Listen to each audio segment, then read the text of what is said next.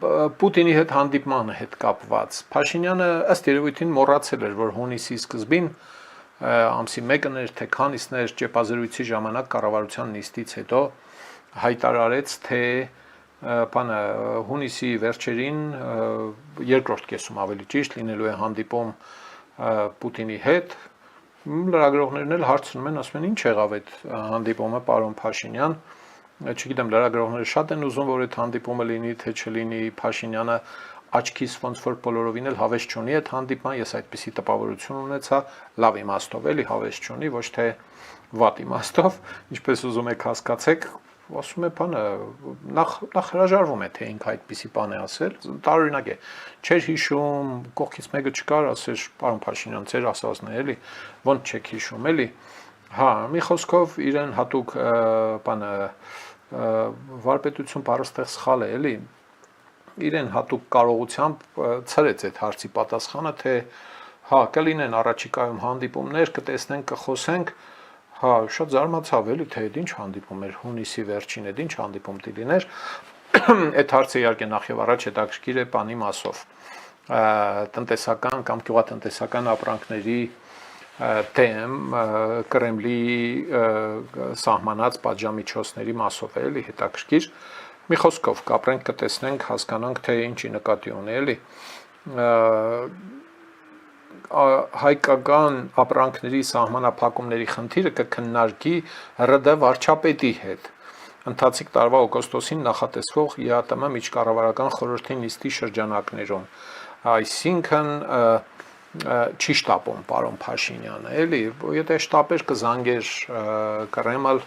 կասեր պարոն Պուտինին 2 կանիստր բենզին եմ խոստանում, կանչեք հեռախոսի մոտ, եթե ասեին զբաղված է, ասեր 3 կանիստր բենզին եմ խոստանում, կանչեք հեռախոսի մոտ, ու բոլորը այդ կանիստերի վրա զարմանում են, ճիշտ ասած, այս բենզինի պատմությունները լսում են Հայաստանում, ասում են չհասկացանք, եթե Հայաստանը Ռուսիայից է բենզին ներկրում, ինչի այնտեղ ճգնաժամ, ստեղ ճգնաժամ չի, առավել եւս երբ որ արտահանումները քանի գնում նվազում են Ռուսաստանի դաշնությունից, բանն այն է, որ մինչև հիմա էլ առյուծի բաժինը Հայաստան եկող բենզինի Ռուսիայից չէր գալիս, ժողովուրդ ջան, ուրիշ տեղերից էր գալիս, ու էլի տեղեր կան, որտեղից կարող են գալ եւ այլն, եւ այդ ստորը այնպես արեց, որ Ադրբեջանից Հայաստանը բենզին գնի։ Դա բաներն են, ուղղափառ ճակերտավոր էլի, ոչ կրոնական իմաստով, օրթոդոքսալ պուտինոիդներն են այդպես արձագանքում, հայեր են բնականաբար էլի, այնպես արեց այդ ստորը, այդ իշխանության մասին է, էլի խոսքը, այս ռեպլիկները պիտի գրանցվեն էշաբանական բառարան պիտի ստեղծվի, որի մեջ պիտի գրվեն այս ռեպլիկները, հավաքվեն, հասկանանք, էլի, դուք ում բարեկամն եք, էլի, ընդհանրապես Հայաստանի Հանրապետության բարեկամն եք, թե Կրեմլի բարեկամն եք, գնացեք պատերազմ, բանի, ինչ է անունը, ռուսական զորքի կազմում, չէ, այդպես չէ, տրամաբանված է, չէ ասած ժողովուրդ, չի կարելի, չէ, այդքան տախտակ լինել, էլի 21-րդ տարը, 4-րդն անցել է արդեն, ու այդպիսի տախտակներ են պատահում շիբավոյ, էլի, էլ ասելու չէ, ոչ եզրատաշ տախտակներ, ծառի կողքից մի տալաշանում են, աբրեշոտկա են անում տանիքներում առաջ էլի հա թիթեղի բանի տակ կամ շիֆերի տակ, ազբո շիֆերի տակ, հիմա արդեն թարգել են էլի ոնց որ շատ կոմերի բաների համար պետք կգա էլի այդ մտածողությունը, ինչ որ է։ Փաշինյանին հասանք շարունակենք էլի, հա, Հայաստան Եվրամիություն, ուրեմն տեսպաններ եւ Եվրամիության տեսպան, այսինքն Եվրոպական միությունը առանձին տեսպան ունի, պարոն Մարագոսն է եւ Եվրամիության անդամ երկրները, որոնք այստեղ ուրեմն տեսպանություններ ունեն, նրանց հետ հանդիպումներ ինտենսիվ բարբերական այդպիսի հանդիպումներ են լինում, իհարկե բովանդակությունը, որ հաղորդվում է ստանդարտ է, էներգետիկ համագործակցություն, կարդամ, հա, խաղաղության օրակարգ, տարածաշրջանային կայունություն, էլ ինչ կար ենթակառուցվածքների զարգացում, տնտեսական համագործակցություն, իրավունքի կերակայություն, բարեփոխումների օրակարգ եւ այլն, այս ամբողջը Հայաստանի իշխանությունը անում է հակառակ այն բանի, որ պարոն Փաշինյանը զանգի Կրեմլ, ասի 2 կանիստր բենզին եմ տալիս, միացրեք հեռախոսը զրուցեմ հետը։ Ես համարում եմ, որ ճիշտ է անում։ Այստեղ տարակարծություն չունեմ, լիքը տեղ ուրեմն տարակարծություն ունեմ ու քննադատելու բաներ է արել եւ անում կամ չի անում բաներ, որ պիտի աներ, հա, այս մի հարցում ճիշտ է անում, որովհետեւ ինձ զանգես ինչ խնդրես, ասես լավ էլի, թող մի 1000 հատ ծաղիկ կամ չգիտեմ քանի տոննա կերաս ներմուծվի էնեպտի ասի այ մարդ այս մեր տեսչությունն է նայում, ես հո չեմ կնում կերասի միջի ճիջուները կամ չգիտեմ ինչերը նայում, որթերը ներողություն, հա, բան է, ես ինչ կապ ունեմ, վաբանք ուրեմն վաբանք, քուանշ, սաբ քուանշ, սրած էլի, հա, հիշում եք այս տերմինները այստեղ հարմար են գալիս ու ոնց որ թե Հայաստանը կարողանում է քիչ այս ճգնաժամը հաղթահարել, դեռ վիճակագրական շոշափելի տվյալներ կան իհարկե էկոնոմիկայի նախարարի հայտարարություններ այն մասին, որ այսքան գյուղը թեր կարտահանվեց այս ուղությամբ, այն ուղությամբ եւ այլն, բայց դրանք դեռ վիճակագրական կշիռ չունեն, որ կարողանանք հետո համեմատել, էլի ասել օրինակ անցած տարի նույն ժամանակահատվածում այսքան բան գնացել էր Ռուսիա, հիմա այդքան չի գնացել է դրա ասենք փոքրիկ մասը, իսկ այսքան արտահանվել է այս երկիր, այն երկիր։ Ես բարբերաբար տեսնում եմ շատ հակասական, ավելի ճիշտ բևեռացված, հակասական չասեմ, էլի, հա, արտադրողների արձագանքները, կները կանոնազգանունները մոռանում եմ, հա, Սինգապուր արտահանող երիտասարդը, հա, ասպարագուս, ծնեբեկ, արտահանումը ծիրանի մասին էր երեք այդ երիտասարդը ներկայացնում եւ հասկանում էի, որ դա բեմադրություն չէ, մարդը իսկապես կապեր է հաստատել, ասում է, որ այս ծիրանը հիմա գնում է այնտեղ, ծնեբեկը գնաց, հետո ուրիշ բաներ են գնալու եւ այլն, ուրիշ արտահանողների։ Տեսնում եմ նաեւ հակառակ պատկերը, որ ես ամբողջ կերասը արտահանում էի Ռուսիա եւ հիմա չեմ կարողանում արտահանել, ինչ պիտի անեմ։ Տակը մեկնաբանությունները ես շատ ուշադիր կարդում եմ, փորձում եմ հասկանալ ինչ տրամադրություն է, մարդիկ ինչ են ասում։ Եվ իհարկե բոլորս կարող ենք շուկաներում, բաներում կամ կրպակներում, որտեղ միրգ բանջարեղեն են վաճառում, տեսնել հասկանալ թե գների ինչ շարժ է տեղի ունենում։ Լոլիկի գինը օրինակ իսկապես շատ տեղերում իջել է, սուպերմարկետներում էլ է շեշտակի իջել, անցած տարի այդպիսի գին ես չեմ հիշում։ Երեք տեսա կարծես 150 էր, 160 էր, մոտավորապես 1 կիլոգրամը սուպերմարկետային գին։ Ինչ որ մեկը կասի երևի տարածահմանից էր բերած Վույաման հայկական արտադրողը, հայ արտադրողը չի կարող այդպես անել եւ այլն, բայց կերասի գինը ուրեմն բավականին մեծ ամպլիտուդա ունի, էլի, հա։ Մինչև 2000-անոց հանդիպում է, այսօր էլ եմ տեսել, էլի։ Հետաքրքիր է, էլի, եթե այդ ապրանքը հնարավոր չէ արտահանել, ինչու ներքին շուկայում ծախելու ուղղությամբ չեն մտածում։ Գուցե անում են, բայց ինչպես հատուկ է մեր գյուղացիներին եւ ֆերմերներին, հնից եկած սովորություն է, էլի։ Դժգոհ էլ ասել լավ չէ վիճակներս հասկանալի է, որ այս դրությունը ստանդարտ դրություն չէ ու վաղուց հարկավոր էր մտածել եւ հիմա էլ է պետք ինտենսիվորեն մտածել արտահանման ուղղությունները բազմազանացնելու ուղղությամբ քիչ, հետո շատ, հետո Վալոդիկը նայելու է եղունգներն է կրծելու։ Հետո մի օր էլ որ հանգարց Հայաստանի իշխանությունները կամենան կամ ֆայմեն ցանկություն ունենան պատժամիջոցները շրջանցող եւ Հայաստանի միջոցով Ռուսաստան գնացող եւ Ռուսիայի համար շատ կարեւոր ապրանքների վրա պատժամիջոց տնեն կամ կոնե հայտարարեն, որ գիտեք Եվրամիությունը ասում է, որ դուք մեր պատժամիջոցները շրջանցում եք։ Մի քանի բանի մասին խոսել է էկոնոմիկայի նախարար, ասում է մենք բացատրել ենք ռուսական մեր գործընկերներին, որ այլևս Հայաստանի միջոցով բանը վերարտահանում անել չենք կարողանա, ներող կլինեք, գնացեք ձեզ ուրիշ միջնորդ գտեք, հա այդ ժամանակ նոր երևի թե ճռռոցները, ղժոցները կելնի։ Հայաստանը ոչ որպես մատակարար սեփական արտադրության, ոչ էլ որպես վերարտահանող, ներկրող եւ վերարտահանող այնպեսի մի երևելի կշիռ չունի ռուսական տնտեսության մեջ։ Հա, բայց այդ մի փոքրիկ կաթիլի դեմ Վալոդիկը պատերազմի է ելել, հա, ինչը ստիպում է Հայաստանի իշխանություններին մի կողմից եւ տնտեսավարողներին մյուս կողմից փորձել մեղմել հարվածը եւ այդ մեղմումների շարքում պիտի դիտարկենք Հայաստան Եվրամիության անդամ երկրներ եւ հենց Եվրամիություն հարաբերությունների զարգացումը կսկծու է սա տեղի ունենում ըստ երևույթին Հայաստանի իշխանությունը բոլորովին իմ տպավորությամբ ցանկություն չուներ այդպես շեշտակի հարաբերությունները զարգացնել Ռուսիայի հետ, ներողություն Եվրամիության հետ եւ հիմա ինքն իրեն պատմական առիթը առաջացել է Իմ սիրած խոսքերից մեկն է ամերիկացի պատմաբանի Տանինգի խոսքերն, ասում են մեծ հնարավորությունները այցելում են բոլորին, բայց բոլորը չէ որ գլխի են ընկել, որ պատահել են մեծ հնարավորության։ Նրանց մի մասն էլ տարիներ հետո կարող է կռահել, որ ժամանակին հանդիպել էր մեծ հնարավորության, այնի մասը չի էլ կռահում։ Ասում է չէ էլի, այդ ինչ սդից բան էր։ Հետո կողքից օրինակ են բերում, ասում են, բայց հիշում ես դու չարեցիր սա այն ժամանակ, այս ինչը գնաց արեց, տո դե լավ դե վերջ տվեք։ Հիմա այստեղ ես տպավորություն ունեմ, որ Հայաստանի իշխանությունը գլխի է ընկել, որ հանդիպել է մեծ հնարավորության։ Բոլորովին չէր ուզում ճիշտն ասած Եվրամիության հետ հարաբերությունները բարելավել։ Պարոն Փաշինյանն ասել էր, որ վեկտորը փոխելու ոչ մի ցանկություն ու տրամադրություն չունի։ Հիմա էլ որ հարցնեք, ուղիղ այլևս չի պատասխանի։ Հա, ու կսկսի սարուցոր ընկնել, թե գիտեք, աշխարհը փոփոխվում է բաման, նորմալ է քաղաքականության մեջ նման բաներ, նման մեկնաբանություններ կամ նման մոտեցումը համարվում է քաղաքական, ճկուն, հեզաճկուն կամ ինչպես կուզեք, էլի, հա, այս հատվածը կարծես թե հասկանալի եղավ, եւ քանի դեռ այդ կողմերում ենք, նկատենք, որ Ղազախստանը լուրջ գործողությունների է դիմում Ղազախստանը, այո, սովետական միության մեծությամբ երկրորդ նախկին հանրապետությունը, որը կենտրոնական Ասիայի եւ Ռուսաստանի արանքում է, եւ որի հասցեին ռուսական տարբեր պաշտոնյաներ եւ ինչ է անունը պատգամավորներ եւ այլն պարբերաբար արիտը չեն թողնում, հոխորտում են, ինչ որ բարբաջում են բաներ, ռուսաց լեզուն էր շեշտադրում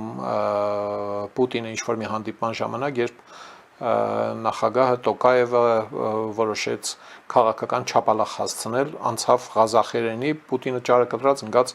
ականջակալներ էր ման գալիս, որ թարգմանությունը լսեր եւ այլն եւ այլն։ Հիմա Կրեմլը ոնց որ թե այս քանի օրը չի ուզում տեսնել, թե ինչպիսի արտաքին քաղաքական վեկտորիոլոգիական կամ վեկտորաբանական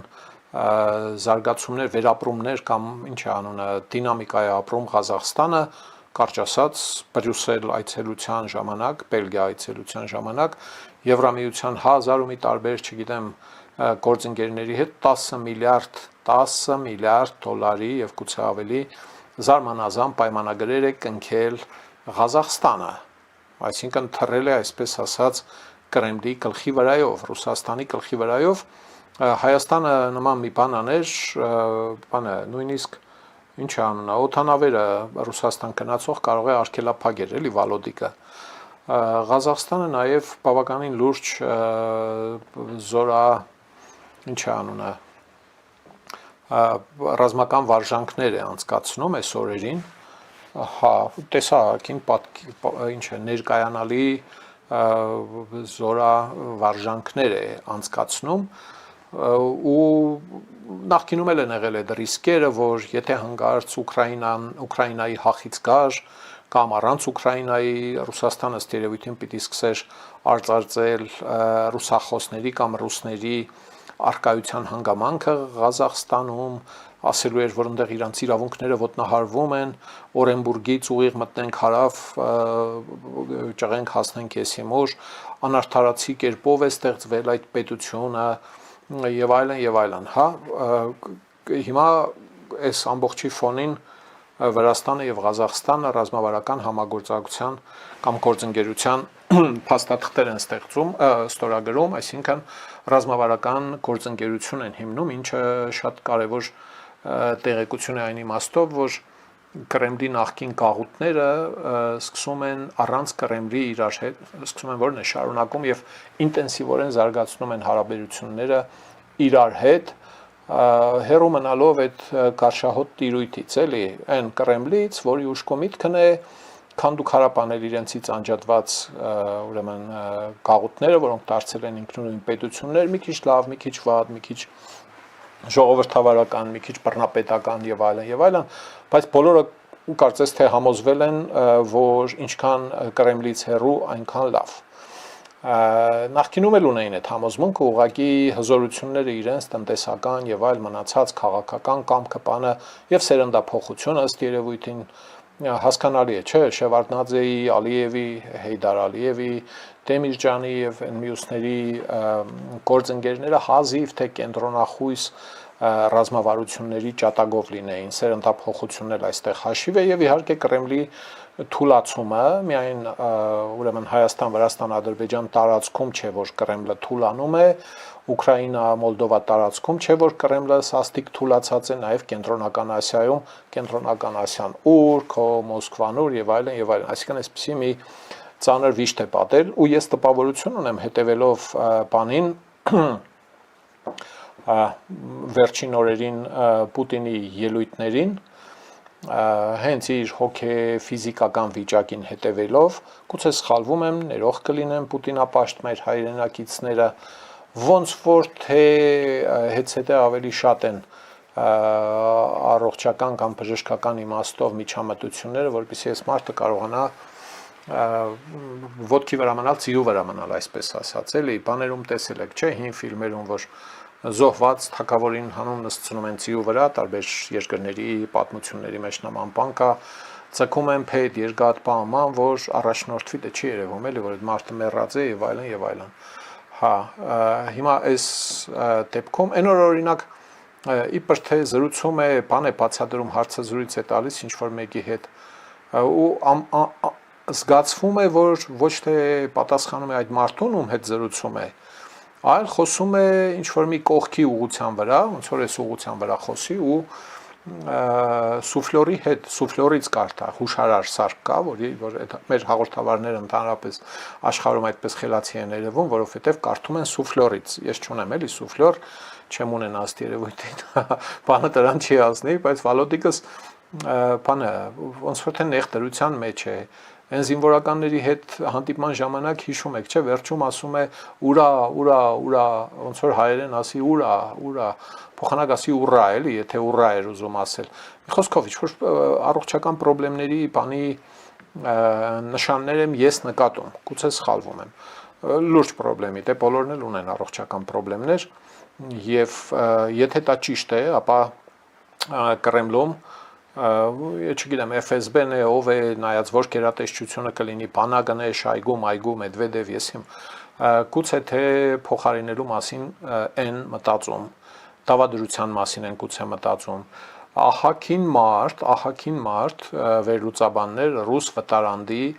սալազարացման մասին են խոսում Պորտուգալիայի դիկտատորի պատմությունը մի քանի անգամ ես պատմել եմ կարող եք գտնել ֆիլմեր բաներ կան դրա հետ կապված ինչպես արդեն իր կյանքի վերջին տարիներին ինսուլտ, ինֆարկտ էս կողմ են կողմ,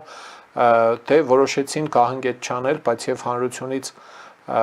պահեցին այդ մարդուն ու իր համար 1-2 օրինակով թերթեր էին տպում, իր համար հեռուստատեսային լուրեր էին սարքում եւ այդ մարդը հետեւում էր 2 տարի կարծեմ 2 տարուց ավելի հետեւում էր իմանալ թե ինչ կա չկա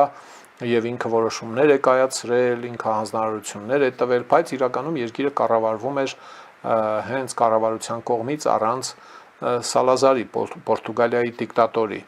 մինչև մեռավ գնաց էլի հա մոտավորապես այդ սցենարի մասին են խոսում էլի աչքի առաջ ունենանք եւ դա չի նշանակում որ Պուտինի փոփոխությունը բերելու է Կրեմլի արտաքին քաղաքականության առավել եւս ներքին քաղաքականության փոփոխության սա քիչ հավանական են համարում իմ իմացած վերլուծաբանները կան լավատեսներ ռոմանտիկներ որ Պուտինի իշխանությունից հեռանալը եւ գնալը են աշխարհ, որտեղից սովորաբար չեն վերադառնում, կարող է հանգեցնել ժողովրդավարական փոփոխությունների։ Իմ կարծիքով Ռուսաստանի Դաշնությունը այն պետությունը չէ, որը կարող է նման զարգացում ունենալ։ Կարող է սխալվում եմ, կարող է հենց սխալմաղալը լինի նման բան, ասենք Ստալինից հետո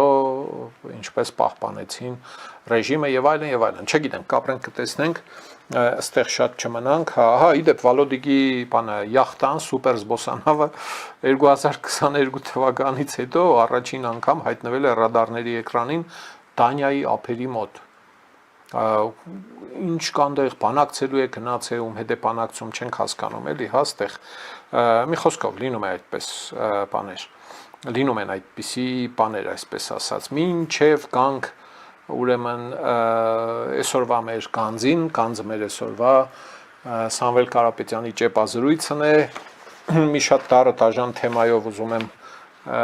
որոշ մեկնաբանություններ ներկայացնել տեսնենք թե ինչ է գալու սրա գլուխը, որովհետև շրջանցել այս տեսակ պրիմիտիվ զրույցները չի կարելի, եւ մինչ այդ խնդրում եմ բաժանորդագրվել ալիքը, պատպիսկա եղեք, subscribe եղեք, ինչպես ուզում եք, վրացել ընթեր չգիտեմ ինչպես են անում դա, եւ լայքեք, տարածեք, որպեսզի հնարավորինս շատ մարդ տեսնի հաղորդումը։ Բարեկամներ, էկրանի վերին ցախանկյունում բանկային եւ քարտային հաշվեհամարներ են, ովքեր կկամենան հաղորդմանը նվիրատվություններ անել, այդ հաշիվներից մեկնումեկով կարող են կատարել իրենց նվիրատվությունները, չափը էական չէ, շատ շնորհակալություն նրանց, ովքեր այդ նվիրատվությունները կատարում են։ Պարոն Ավինյանը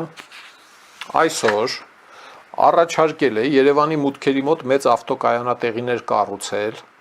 բեռնաթափելու կենտրոնն ու քաղաքացիների տեղաշարժը հանրային տրանսպորտով կազմակերպելու համար, ասում է, որ տրանսպորտով ուղևորությունները պետք է ավելի արագ եւ հարմար դառնան, շատ լավ է, ասում է, որ պետք է դառնան, իմացաք, ինչ մեխանիզմներ է առաջարկում մասնագետները, ինչ են առաջարկում մայրաքաղաքի կենտրոնն առհասարակ երթևեկությունը թեթևացնելու համար, ես չգիտեմ ով ինչ է առաջարկում, ես ասեմ, երևի ինքը տեղյակ չէ,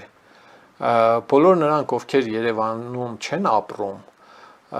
շատ լավ գիտեն Երևանյան ուրեմն խցանումների պրոբլեմը, այդ պատմելու բան չէ, այդ մի հատ դժոխք է, միլիոն անգամ խոսել ենք, հա, եւ շատ-շատերը իսկապես հասնելով Երևան, մեքենան թողնում են ինչ-որ մի նպատակահարմար տեղ, որտեղ իրենց չեն թալանի պարկինգի գներով եւ սկսում են տաքսիներով ֆրֆռալ, ոչ թե ավտոբուսներով կամ տրոլեյբուսով կամ մետրոյով, սկսում են տաքսիներով գնալ գալ, այսինչ այնիշ տեղը գուցե կան մարդիկ, ովքեր օգտվում են հասարակական տրանսպորտից եւ այսպիսի բաներ հուշելու կարիքը չկա մեկ։ Այստեղ տպավորությունն է, որ Երևանը կիսափակ քաղաք է հայտարարում պարոն Ավինյանը, ուզում է դարձնել ավելի ճիշտ։ Ես վստահ եմ, որ սա տեղի չունենա, այնքան ժամանակ, քանի դեռ չունենա շատ որակյալ, շատ արդյունավետ աշխատող ուրեմն հասարակական տրանսպորտ, բայց եթե ունենա էլ դա կլուծի այս խնդրի ուրեմն երևի թե կեսը, ոչ կեսից ավելին, որովհետև ահագին մարդ պարոնը հաշվի չի առել, էլի, ոչ թե գնում է Երևան հատկապես խցանումների մեջ տժժալու համար, կայֆավատեղնելու համար, այլ շատ կարևոր գործերով են գնում մարդիկ Երևան։ Մեկը հիվանդանոց է տանում, մեկը ապրանք է գնում առնելու, եսի մեքենան բարձած է, մեջը բեռնախցիկում, հետևը ինչ-որ բաներ կա դրած, դնել, վերցնել, այդ ոնց է այդ մարդկանց իջեցնում, հիվանդի հետ տեղավորում հասարակական տրանսպորտում, որ հասնի այսինչ հիվանդանոց, հա, սա եղնող բան չէ, մեկը չկա պարոն Ավինյանի կողքը, դե Սամվել Կարապետյանի մասին ասում էինք մեկը չկա կողքը խորհուրդներ տապան, որտեղ այդքան փողի մեջ, Երևանի դեպքում էլ կարելի ասել, որը բյուջեն կերակատարում է 20-25%-ով, չկա այդ կողքու բոլորը որևէ խորհրդական, որ ասի պարոն Ավինյան, մի հատ մեզ հետ կզրուցես, էլի, մինչև այս տեսակ հայտարարություններ անելը։ Իսկ եթե զրուցելուց հետո է նման հայտարարություններ անում, այդ մարդկանց հարկավոր է աշխատանքից ազատել։ Իհարկե, ես իր խորհրդատուն չեմ, ինքը ինչ չի լսելու եւ այդ մարդկանց աշխատանքից չի ազատելու, բայց այս տեսակ կոնցլագերացումը, հա, գետտոյացումը Երևանի ոչ միայն չի աշխատելու, այլև ծիծաղելի է, էլի։ Չի կարելի խայտարակ հայտարարություններ անել, սпасել, որ անպայման մարդիկ ասելու են ուռա, բրավո։ Մեկ էլ թողնես կպատմի, որ ուրեմն Երևանում անցած տարի ուրեմն ներկրվել է միայն Երևան, ենթադրենք 13000 ավտոմեքենա։ Մեզ այդ վիճակագրությունը պատմելու իմաստը ո՞րն է։ Ասենք մյուս տարի 15000, մյուս տարի 20000 եւ այլն։ Լավ է որ գիտեք, բա պետք է մտածեք ինչ անեք, որ խցանում չլինի։ Եվ վերջինը, եթե համարում եք, որ վերջինը չէ, էլի, եթե Երևանի համայնքապետարանում կամ ՔՊ իշխանությունը կամ Ավինյանը համարում է, որ հասարակական տրանսպորտի հասարակական տրանսպորտով մարդիկ պիտի երթևեկեն իրենց մեքենաները թողնելով Երևանի մուտքերի մոտ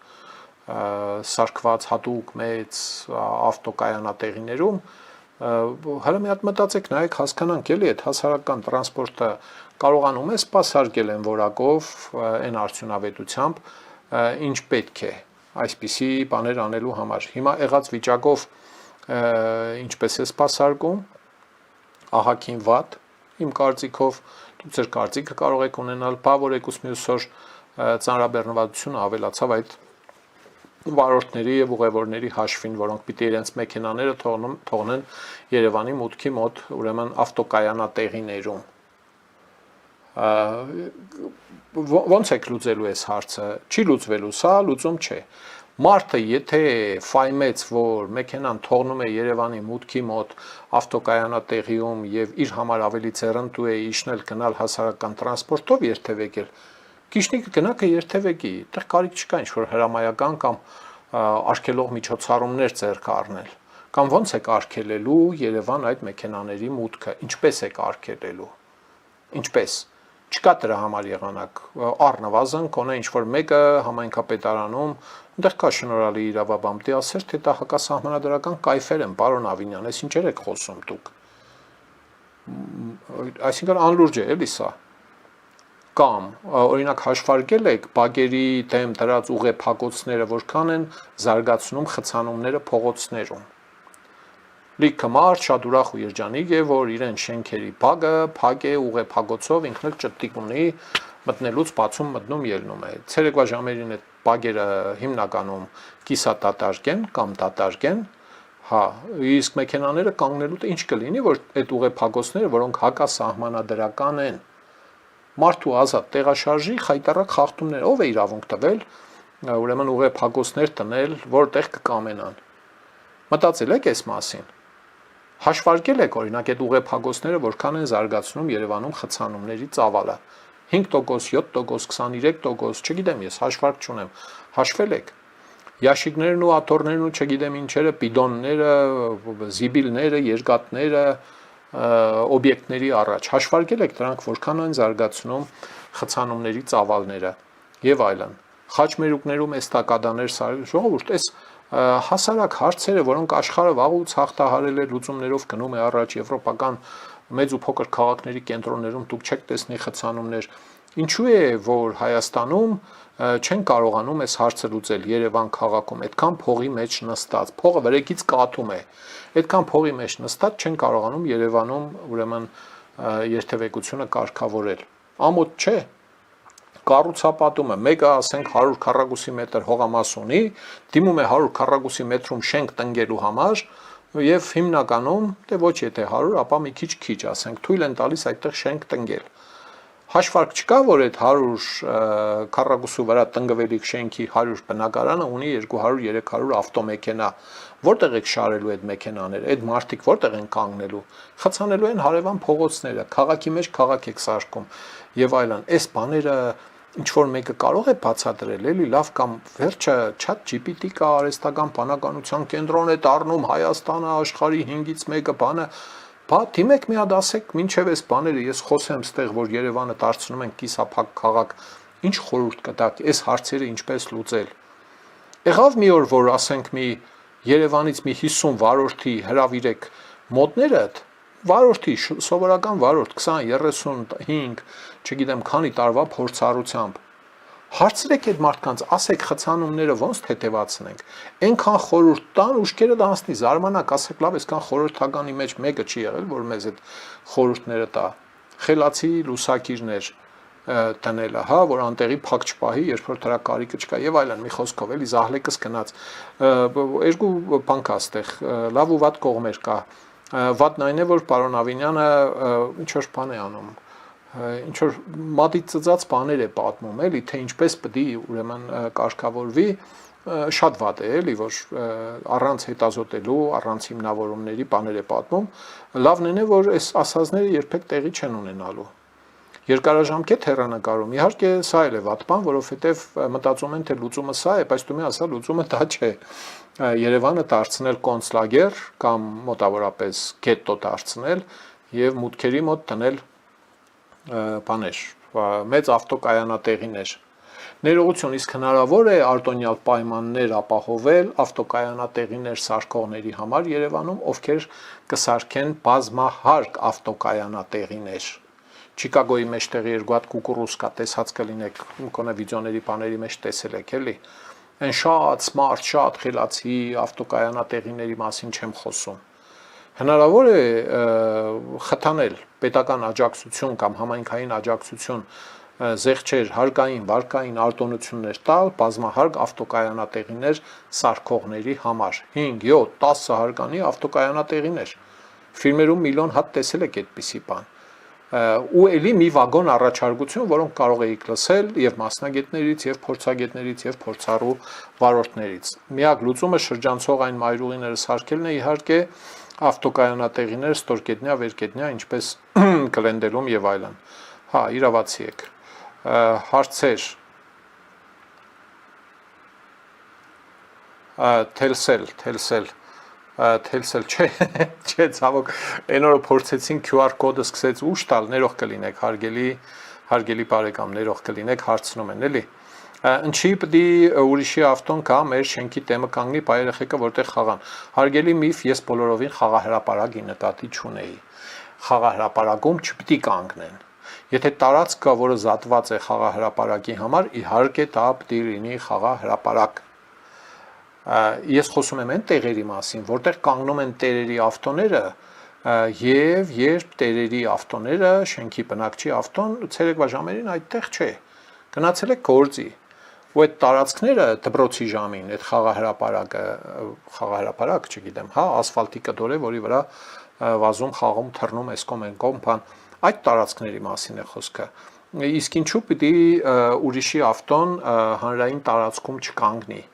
Մեր շենքի դիմաց սա բացառություն է իմ կարծիքով օրինական է ուղեփակոցային արգելափակումը համատիրության սեփականություն հանդիսացող տարածքի համար, եթե շենքերով շրջապատված կամ համատիրության հողն է դա, համատիրության բնակիչները ասում են ախպեր, սա մեր համատիրության հողն է, դա ուրիշ խոսակցություն է, ես դրա դեմ ոչ մի բան չունեմ։ Հա, համատեղ սեփականություն է այդ